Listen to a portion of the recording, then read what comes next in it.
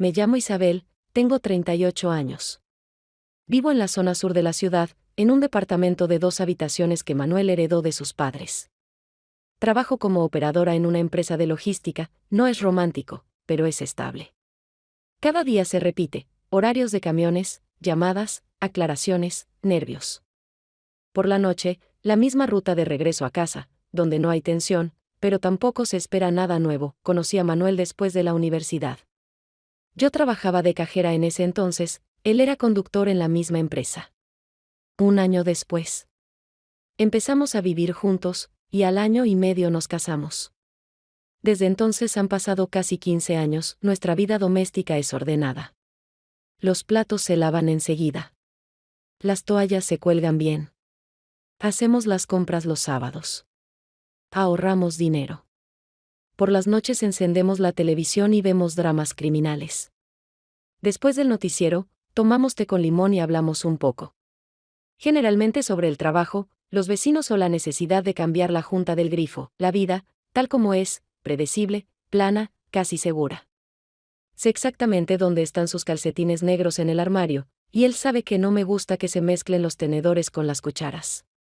Es como si nos hubiéramos memorizado mutuamente, y ya nada nos sorprende. Desde hace 2 años me despierto sin despertador.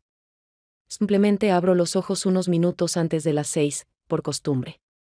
Me quedo unos minutos mirando el techo. Luego pongo la tetera, me alisto, y salgo al trabajo. No hay ni dolor agudo, ni euforia. Solo una vida que avanza como un mecanismo de reloj. Confiable, pero sin ruido, pero dentro de mí, algo hace tiempo que está en silencio. Como una bombilla fundida que nadie reemplaza, porque ya nos acostumbramos a la oscuridad. Traté de no prestar atención. Me decía a mí misma que era normal, cansancio, edad, rutina. Mucha gente vive así. Solo que no todos lo dicen. Una mañana, cuando le estaba pasando la taza de café a Manuel, dijo, mi hermano vendrá. Diego. Se quedará con nosotros unas semanas. Dejé la taza sobre la mesa. No me sorprendí. Pero tampoco me alegré. Simplemente asentí. Manuel explicó, se le vino todo abajo. Trabajo, vivienda. Que descanse un poco, a Diego apenas lo recordaba. Lo había visto en nuestra boda, vino con alguna chica, fumaba. En el balcón, casi no hablaba. Después de eso, nada. Ni visitas, ni llamadas. A veces Manuel lo mencionaba, generalmente en el contexto de, otra vez se metió en algún lío, será educado, no molestará, dijo Manuel. ¿Y tú estás todo el día en el trabajo? No respondí. Solo pensé, qué curioso es cuando en tu mundo predecible aparece una figura nueva, que no lo conoce ni juega según sus reglas. Pero no esperaba nada. Tal vez, un poco más de silencio en la cocina por las mañanas. Diego llegó el domingo, cerca del mediodía, con una bolsa pequeña y una chaqueta vieja que, al parecer, llevaba usando varias temporadas. Tocó el timbre y, cuando abrí la puerta, simplemente asintió en lugar de saludar. Su mirada era directa, tranquila, sin apuro ni incomodidad, como si él nos hubiera invitado a nosotros, y no al revés. Entró al departamento en silencio, se descalzó, dejó la bolsa junto a la pared en el pasillo, y solo cuando le pregunté si quería café, respondió que no le vendría mal. Manuel tomó la iniciativa de inmediato, le explicó dónde estaba todo, le mostró su habitación, hizo un par de bromas sobre cómo habían cambiado las cosas desde su infancia, y luego se fue a revisar algo en su teléfono. Mientras tanto, yo preparaba café y, de reojo, observaba cómo Diego examinaba los estantes del pasillo, los libros, las fotos enmarcadas, sin insistencia, pero con atención. No se parecía en nada a Manuel. No tenía esa confianza demostrativa que mi marido exhibía al hablar de su trabajo, de sus decisiones o de sus planes. En su lugar, Diego mostraba una calma contenida y una especie de distancia interior. Durante la cena hablamos los tres, pero la mayor parte del tiempo yo permanecí callada. Diego comía despacio, a veces hacía preguntas puntuales, pero sobre todo escuchaba. Manuel contaba cosas sobre el nuevo sistema de informes en su área, y yo observaba cuidadosamente cómo reaccionaba Diego, pero él casi no intervenía. Al terminar la cena, empecé a recoger la mesa. Manuel se fue al salón. a encender el televisor.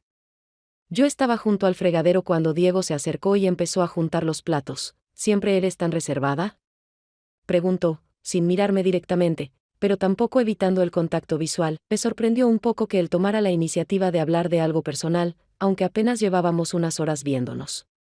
Respondí sin girarme, es más fácil que explicar por qué no, justo, dijo, y colocó una taza en el fregadero. El silencio que siguió a esa breve conversación no fue incómodo. Al contrario, parecía revelar algo. Sentí que entre nosotros surgía algo invisible en común, no un hecho, no una emoción, sino una especie de entendimiento silencioso. Me di cuenta de que él escuchaba, no como suelen escuchar, esperando intervenir o su turno para hablar. Escuchaba para comprender de verdad. Hacía mucho que no sentía eso. Manuel siempre tomaba mis palabras como ítems de una lista, registrado, respondido, sigamos. Con Diego era diferente. No prometía nada, no analizaba, no fingía interés, simplemente estaba presente, sin imponerse. Y esa presencia dejó una leve inquietud, que sentí solo cuando él se retiró a su habitación y yo me quedé sola en la cocina. Por primera vez en mucho tiempo no apagué la luz enseguida. Me quedé sentada en silencio, mirando la taza que él había lavado y dejado a escurrir. Y de repente entendí, algo en mí había despertado, sin estruendo, sin fanfarria, pero muy claramente. Los días siguientes no trajeron ningún cambio. Evidente, la misma rutina, los mismos recorridos, los mismos sonidos del hervidor por la mañana y del televisor por la noche. Diego se comportaba con discreción, respetando el espacio que no era suyo, no interfería con nuestras costumbres, no hacía preguntas innecesarias, no provocaba la sensación de invasión, aunque su presencia poco a poco se fue entrelazando con nuestra vida diaria como un hilo de otro color en un patrón ya conocido. Yo notaba sus acciones, no porque lo deseara, sino porque no podía no notarlas. Limpiaba la cocina sin apuro, sin dejar ni una gota de grasa, como si no fuera solo una tarea doméstica, sino una forma de reparar algo dentro de sí mismo. Cuando ataba la bolsa de basura, lo hacía con cuidado, 2 vueltas precisas, sin apurarse, y la sacaba enseguida, sin esperar a que se llenara del todo. Sus movimientos eran concentrados, casi meditativos, sin pretensión, pero con una lógica interna que se captaba a nivel corporal. Me tocaban detalles que antes me parecían insignificantes, como miraba mis manos cuando pelaba una manzana. No de forma intensa ni evasiva, sino con una atención que le daba valor a ese gesto. No comentaba nada, no hacía insinuaciones, pero sentía que su mirada no era casual ni vacía, había un silencio que transmitía algo, aunque no se dijera. Evitábamos las ambigüedades, hablábamos de compras, comida, enchufes, a veces incluso bromeábamos, pero siempre manteniendo una distancia. Ningún tema que cruzara límites, ninguna palabra que arrastrara algo más. Sin embargo, en esos silencios y frases cuidadosas surgía algo difícil de nombrar, una especie de tercera cosa, presente solo cuando estábamos solos en una habitación, incluso si simplemente estábamos de pie a cada lado de la mesa de la cocina. No era tensión, ni algo prohibido o inquietante, más bien la sensación de que el aire se había vuelto más denso, como si alguien hubiera puesto algo entre nosotros, sin explicarlo. Ese nuevo silencio no pesaba, al contrario, creaba una sensación de que el mundo se había desplazado un poco, y aunque todos los objetos seguían en su lugar, su peso ya no era el mismo. Empecé a despertarme más temprano, no porque fuera necesario, sino porque algo dentro de mí me llamaba a estar en silencio antes de que los demás se levantaran. Me levantaba de la cama, iba a la cocina, encendía la luz aunque el sol aún no salía, y en esa soledad matutina sentía como cada detalle, incluso el crujido de una silla o el aroma del café, se volvía perceptible. No había un pensamiento concreto, ni intención de hacer o decir algo, solo la presencia de algo sin nombre que ya no me dejaba vivir como antes. El miércoles por la noche, Manuel salió por unos asuntos que no requerían explicaciones, siempre había muchos, reuniones, reemplazos urgentes, ayuda a algún colega o la necesidad de pasar por el taller. En esas salidas nunca se demoraba mucho, pero tampoco se apresuraba en volver, porque sabía que en casa todo estaba bajo control, la cena lista, el baño limpio, la televisión en silencio. Esta vez no estuvo fuera más de una hora, pero en ese tiempo algo se movió del lugar, aunque por fuera todo siguiera igual. Me quedé en la cocina, recogiendo después de cenar, no porque fuera necesario, sino porque no podía simplemente quedarme sentada. Diego entró unos minutos después, sin anunciarse, sin ofrecer ayuda, Pero tomó un paño de cocina y comenzó a secar las tazas. No hablábamos, no porque no supiéramos qué decir, sino porque el silencio entre nosotros había dejado de ser una formalidad y se había convertido en una forma de honestidad. Le pregunté, incluso para mí misma de forma inesperada. ¿Cómo es tu relación con tu hermano? Su respuesta no fue inmediata, pero tampoco fue dudosa, más bien meditada. Existe. Pero sin profundidad. Yo hablo del día a día. Él, de informes, en esa frase corta se dijo más que en muchas de las conversaciones que había escuchado durante años de matrimonio. Diego no se quejaba, no se justificaba, no dramatizaba, simplemente admitía que su comunicación existía por inercia del lazo de sangre, pero sin una verdadera cercanía interior. Me incliné para limpiar la mesa y, sin mirarlo, pregunté: ¿y por qué hablas distinto conmigo? Su respuesta no fue un coqueteo, ni un cumplido, ni una evasiva, sonó tranquila, casi cotidiana, pero sentí en ella algo verdadero. Porque tú no me das nada ya hecho. Me quedé inmóvil un instante. ¿Por qué esas palabras rompieron algo dentro de mí que llevaba mucho tiempo sin querer ver? ¿Eso fue un cumplido? Pregunté, ya sabiendo que la respuesta sería otra. No sonrió, no convirtió la conversación en una broma. Es un agradecimiento, dijo con calma, como si no tuviera necesidad de adornar lo que sentía. Aún tenía el trapo en las manos, pero ya no veía la mesa. Sus palabras resonaban en mi cabeza. Lo dejé a un lado, me senté despacio en el borde de la silla y dije: había olvidado lo que es no vivir en piloto automático. Él no respondió, pero tampoco desvió la mirada. Y en esa pausa prolongada entre nosotros no había vacío. Sabía que él lo había entendido todo, aunque yo no pudiera decir más. Me senté, sintiendo como el silencio dejaba de ser una defensa y se volvía una forma de presencia que no necesitaba explicaciones. Era algo nuevo, no por desconocido, sino por mucho tiempo olvidado. No era coqueteo, ni un intento de empezar algo, ni una fuga de un guión a otro. Era comprensión. Ambos estábamos en una situación donde no había una elección correcta. Pero sí una necesidad de sinceridad que hacía mucho no habitaba en mi casa. Y esa sinceridad, sin promesas, sin intenciones, por primera vez en mucho tiempo no se sentía como una amenaza, sino como una posibilidad de verme a mí misma. De verdad, al día siguiente salimos juntos al supermercado, un paseo común, que a primera vista no se distinguía de ningún otro. Manuel había dejado la lista de productos sobre la mesa de la cocina, agregando un comentario con bolígrafo: no olvides las aceitunas, esas verdes con hueso. Tomé la lista, pero decidí no seguirla al pie de la letra, no por rebeldía, sino por una necesidad interna de ver qué pasaba si me permitía una pequeña desviación de lo habitual. La calle estaba tranquila, el día soleado pero no sofocante, aunque julio ya se hacía notar. Caminaba al lado de Diego y, por primera vez en muchos meses, me fijé en cómo cambiaba el aire cuando el viento movía las ramas de los árboles, cómo el sol tocaba el asfalto con suavidad, cómo olía la obra en construcción cercana. Eran detalles que siempre habían estado ahí, pero que yo solía pasar de largo como con los ojos vendados, centrada en los precios, el tiempo, el trayecto. Dentro de la tienda caminamos despacio, sin apuro, como si quisiéramos posponer el momento de volver a la rutina. Frente a los estantes de conservas, Diego tomó de pronto un frasco de aceitunas que yo nunca había comprado, oscuras, con cáscara de limón. Prueba estas, dijo, sin insistir, solo con curiosidad en la mirada. Al principio quise responder con algo automático, algo como: esas no las compramos, o a Manuel no le gustan, pero en vez de eso dije: no me gustan los cambios. Él no se rió, no comentó con sarcasmo, como haría mi marido. Solo dijo en voz baja: tal vez solo no tuviste oportunidad de probarlos. Me reí, breve, sincera, de forma inesperada incluso para mí. No porque fuera gracioso, sino porque en sus palabras no había moraleja, ni juicio, solo una idea simple que no tenía más remedio que atravesarme. Después de eso me quedé callada un momento y sentí una extraña ligereza en el pecho, difícil de explicar, como un sorbo de aire fresco después de mucho tiempo en un cuarto cerrado. Cuando ya íbamos hacia la caja, me miró no como a la mujer que vive con su hermano, ni como a alguien con quien comparte temporalmente el espacio. En su mirada había algo que no veía desde hacía mucho: no curiosidad, ni cortejo, ni lástima. Era una mirada que traspasaba la superficie, pasaba por encima de los gestos cotidianos, de las palabras, y llegaba hasta ese lugar donde uno ya no se permite estar. Y en ese momento me sentí viva, no por una emoción intensa, no por deseo o miedo, sino simplemente como una persona que existe sin guión, sin necesidad de reflejarse en otro, sin la obligación de representar un papel. Esa sensación no fue ruidosa, No pedía decisiones, no apagaba la razón, al contrario, me hizo por fin escucharme, caminaba con las bolsas, al lado de él, sin pensar en el mañana, sin preguntarme qué significaba todo esto, sin analizar.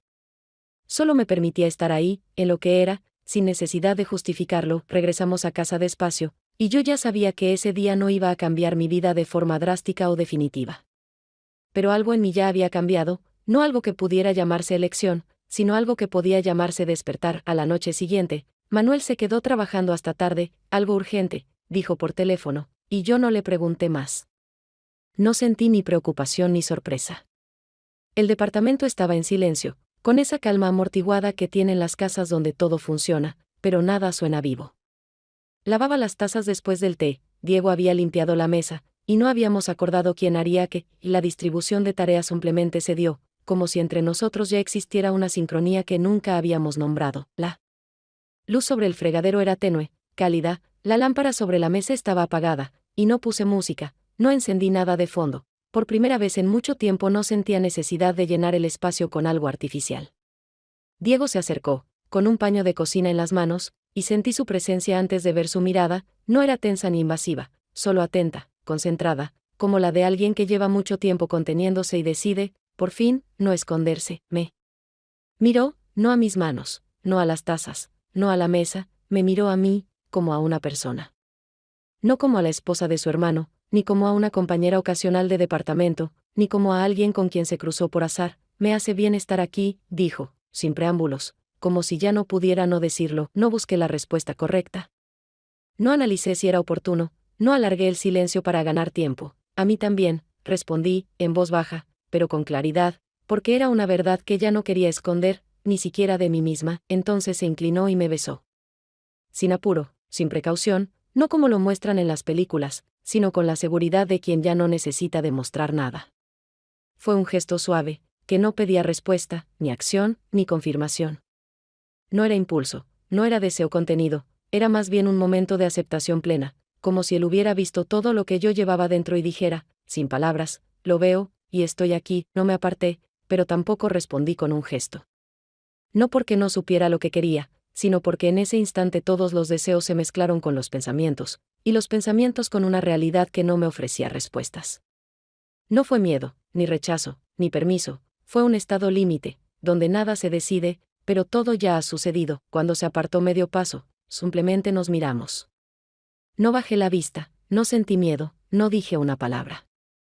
Y en ese silencio no había culpa ni tensión, solo una nueva verdad que aún no sabíamos nombrar. Seguíamos en la misma habitación, con las mismas tazas, la misma luz, el mismo espacio, pero en él ya habitaba algo nuevo, sin nombre, pero absolutamente real. No me fui. No me encerré en otra habitación, no llamé a una amiga para contarlo.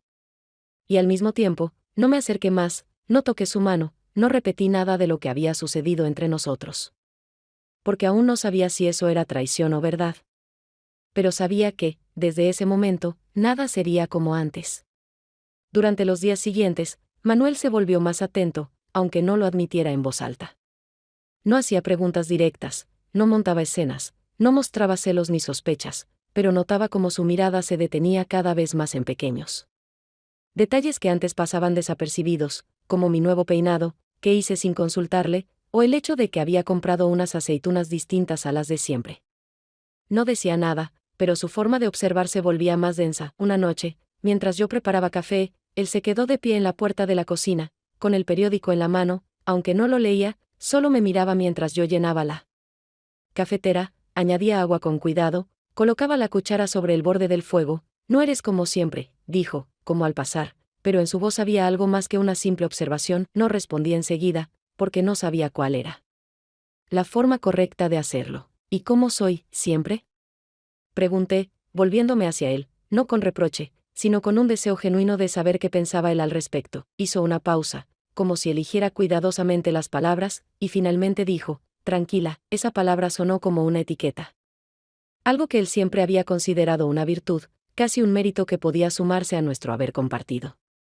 Pero sentí que esa tranquilidad no era señal de equilibrio interior, más bien era el resultado de una larga contención, de adaptación, de la necesidad de ser conveniente en la vida cotidiana. No siempre fue una virtud, respondí, sin rabia, sin resentimiento, simplemente como un hecho que ya necesitaba ser dicho. Él no discutió, no pidió explicaciones, no intentó desviar la conversación hacia algo más familiar.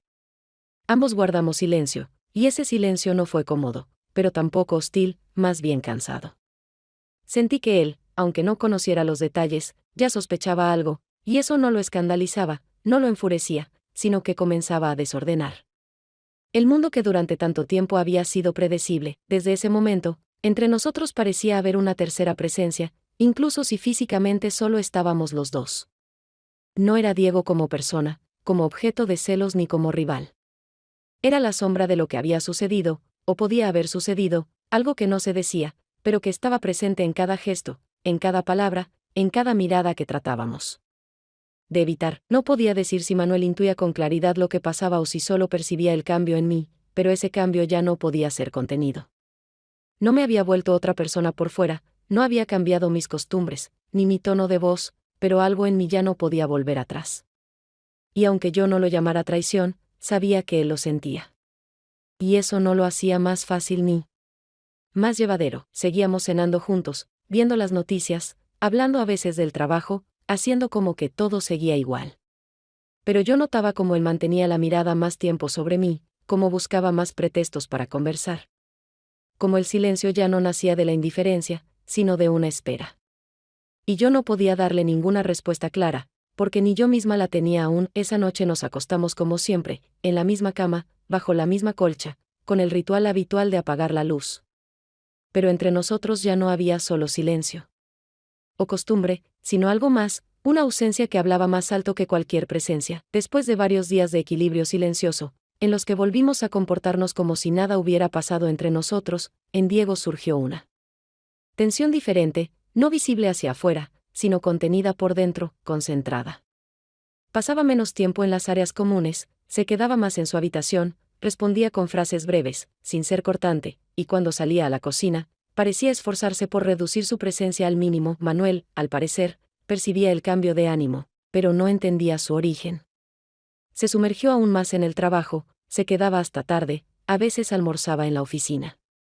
Yo entendía, no era porque tuviera realmente más cosas que hacer. Simplemente le era más fácil no ver que imaginar. Cada vez con más frecuencia. Diego y yo nos quedábamos a solas, pero ahora esos momentos eran inesperadamente fríos. No hostiles, no incómodos, simplemente vacíos. Una de esas noches salí a la cocina por un vaso de agua. Ya pasaban de las 10. Manuel aún no había vuelto, y pensé que no tenía prisa por hacerlo. Diego estaba sentado a la mesa, con un suéter oscuro, una taza de té frente a él. En la hornalla aún quedaba tibia una olla con guiso de verduras. Y decidí calentarme un poco. No hablábamos, pero el silencio ya no nos unía. Era como si diera testimonio de que el momento ya había pasado, y que ahora cada uno estaba solo, con una frase sin terminar en la cabeza. Cuando me senté frente a él, sin mirarlo directamente, dijo en voz muy baja: «Creo que pronto me voy a ir». Levanté la vista. No me sorprendí, no le pregunté, solo dejé la cuchara en el plato. No porque no tuviera que decir, sino porque entendía, la respuesta que él esperaba no podía cambiar nada. «¿Ya lo decidiste?», pregunté, sin reproche, en voz suave. «No del todo. Pero todo apunta a eso». Ambos sabíamos que la razón no era el día a día, ni la incomodidad. No se trataba de logística. No estaba huyendo, estaba liberando espacio. Y yo no podía decir que no tuviera derecho a hacerlo. Al contrario, su decisión era quizás el único acto verdaderamente maduro en esta historia. Aquí todo se volvió incorrecto, añadió tras una pausa. Me incomoda ser quien no quiero ser. Y aún más, ser quien creen que soy. ¿Y quién crees que ven?, pregunté, y por primera vez en esa conversación mi voz me traicionó, sonó más dura de lo que yo quería, una persona que no debía aparecer. Y que se quedó más de lo debido. Bajé la mirada. No por vergüenza, sino porque tenía razón. Toda nuestra historia se sostenía sobre silencios y evasiones. Nadie había mentido. Pero tampoco nadie había dicho toda la verdad. ¿Querés que te detenga?, pregunté de pronto, sin saber si era una pregunta o un desafío. No. Aunque quisiera, no cambiaría nada, respondió. Esta no es una de esas historias donde todo se resuelve en el último minuto, había algo duramente justo en su tono. Ausencia de dramatismo. Ausencia de juego emocional. Y por eso, dolía más, me levanté para tirar el agua de la olla, y de pronto sentí como todo dentro de mí se contraía. No por él. Por mí. Porque por primera vez en muchos años alguien me había visto, no como una función, ni como fondo, ni como símbolo de estabilidad. Y ahora esa persona se iba. Porque no podía seguir quedándose en un papel que ni siquiera habíamos escrito, aunque no hubiéramos roto nada abiertamente. ¿Cuándo? Pregunté, dándole la espalda, no sé. Quizás mañana. Quizás en unos días. Solo siento que es hora de empezar a recoger mis cosas, no respondí. Me quedé en silencio, no por debilidad. Simplemente no sabía cómo retener a alguien que ya se está dejando ir. Al día siguiente, Manuel volvió a casa más temprano de lo habitual, dijo que habían cancelado una reunión, y noté que dejó las llaves no en su lugar habitual, en el estante junto a la puerta, sino que las tiró sobre la mesa. Eso no era propio de él. Como tampoco lo fue que encendiera el televisor y de inmediato bajara el volumen casi al mínimo. Por lo general, lo molestaban mis modos silenciosos, como solía llamarlos, pero esta vez no dijo nada. Solo se sentó en el sofá, apoyado contra el respaldo, y estuvo mucho rato desplazando el dedo por la pantalla del teléfono, sin comentar nada. Yo preparaba la cena, algo simple, trigo sarraceno, verduras al horno, ensalada. Él no preguntó qué iba a haber. Yo no ofrecí nada especial. Cuando nos sentamos a la mesa, comimos en silencio. Solo el sonido de las cucharas tocando los platos de vez en cuando. Yo trataba de enfocarme en la rutina, servir el agua, añadir sal, repartir las servilletas. Pero todo lo hacía de forma mecánica, como si no fuera yo, sino alguien desde adentro quien moviera mi cuerpo. Manuel tampoco se comportaba como siempre. No hubo preguntas domésticas, ni comentarios sobre el trabajo. Se sentía como si ambos estuviéramos esperando algo, el momento en que alguno de los dos rompería el equilibrio. Y al mismo tiempo, ambos temíamos ese momento. Después de cenar, no me levanté enseguida. Me quedé sentada, con las manos apoyadas en el borde de la mesa.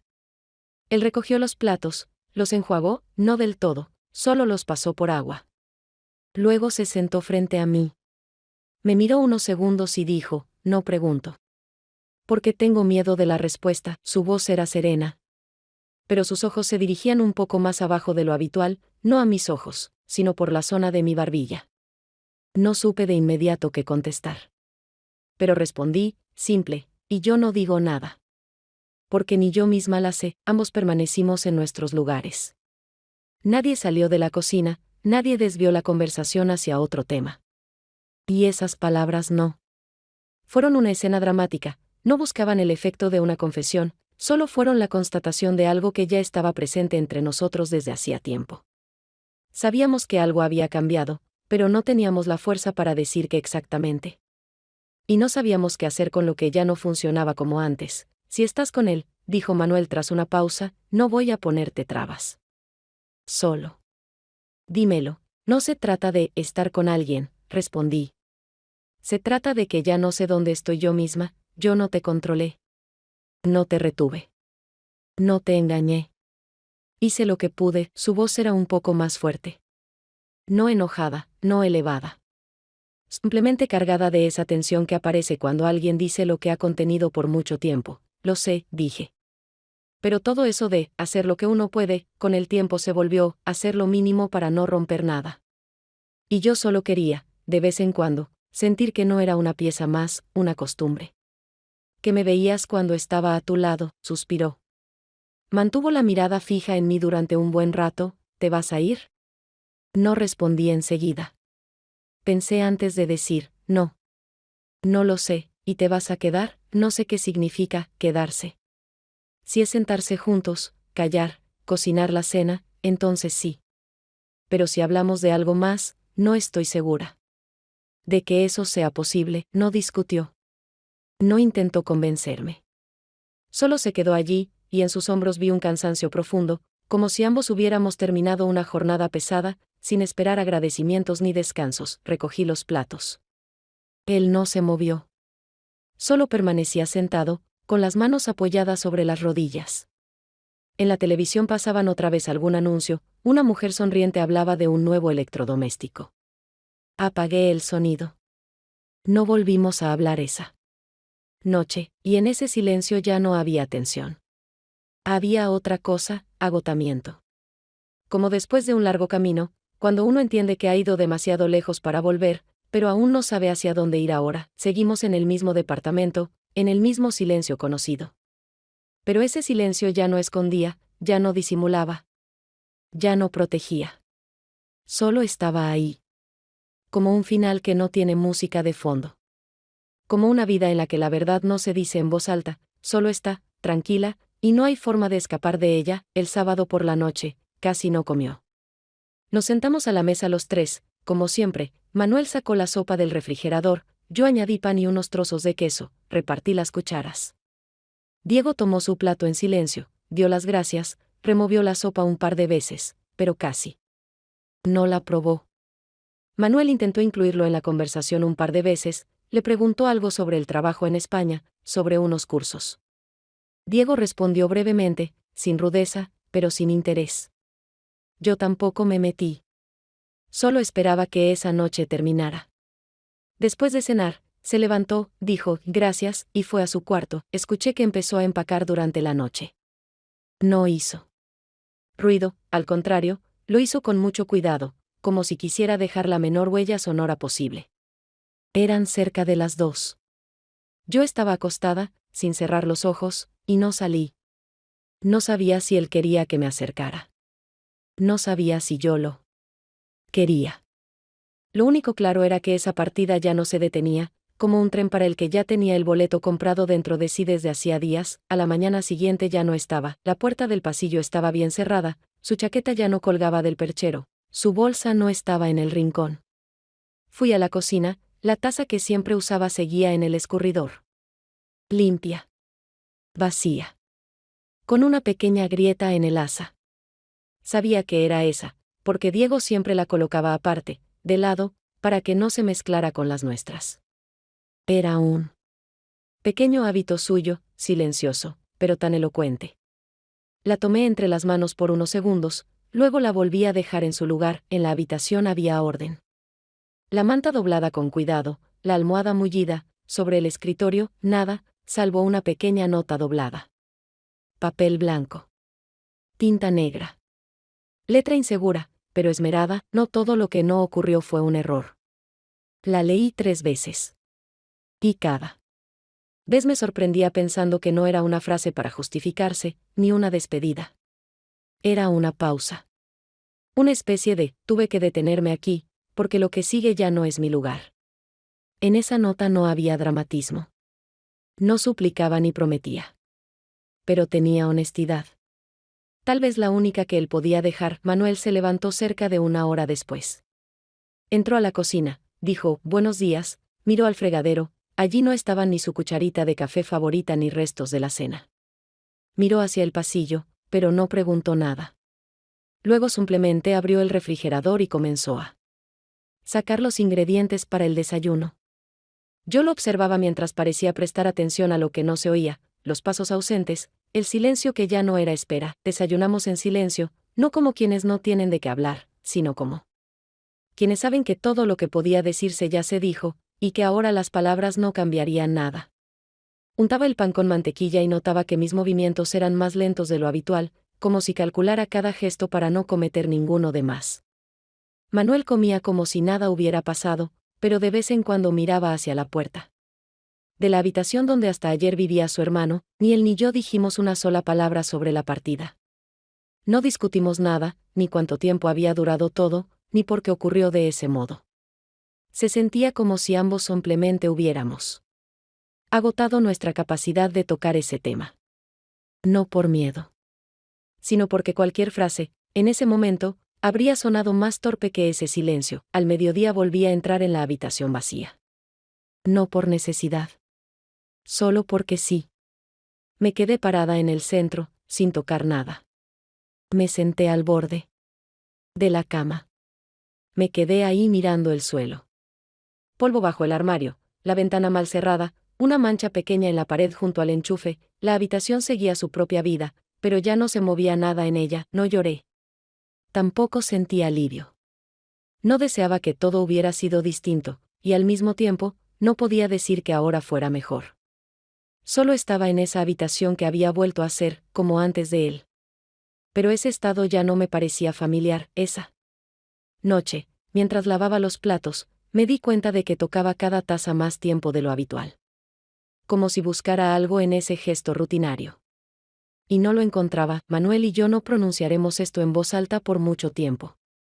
Pero ambos sabemos. Entre nosotros ya no habrá lo que había. Y lo que vendrá después, aún no ha tomado forma. Habían pasado poco más de 3 semanas desde que Diego se fue.